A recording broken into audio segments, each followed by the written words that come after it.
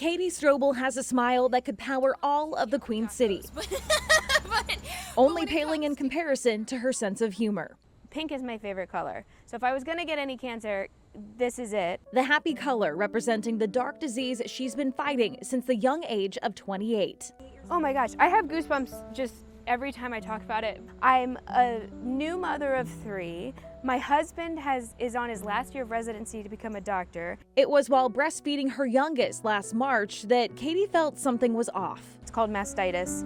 I had it all the time with my 2 girls. So when I felt the lump, I was like, oh no, that's what's happening. I have mastitis again. 8 months, an ultrasound, and a biopsy later, Katie learned that wasn't it at all. I was diagnosed with stage 3 inflammatory breast cancer.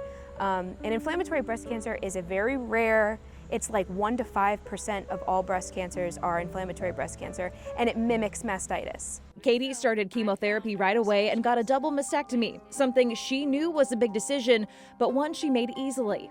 When I woke up from my mastectomy, I took the biggest breath because I was like, for the first time, there is not a giant tumor literally living on my chest trying to kill me. But she'd later learn the cancer had spread to her brain.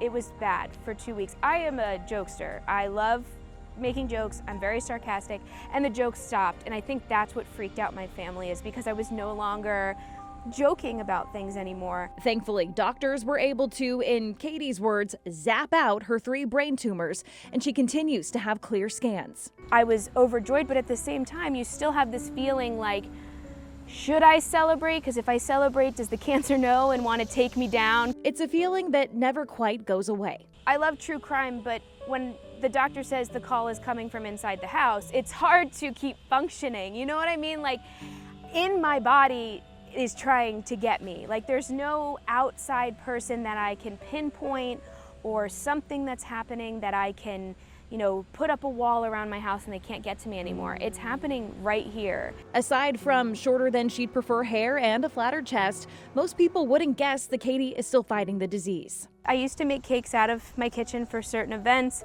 for people in my neighborhood, for friends, and I'm finally getting back to that. It sounds so silly that I'm just excited to be able to pick my kids up from the bus stop, but that's something that was taken away from me when I was sick. Now that she's feeling stronger every day, she's excited for opportunities like the Komen More Than Pink Walk in South Park to not only push young women to advocate for themselves. You know when something is off, and just make sure that you scream and yell until somebody listens to you. But to celebrate how far she's come. I feel the most confident I've felt my entire life because I am raw at this point. I have been through so much.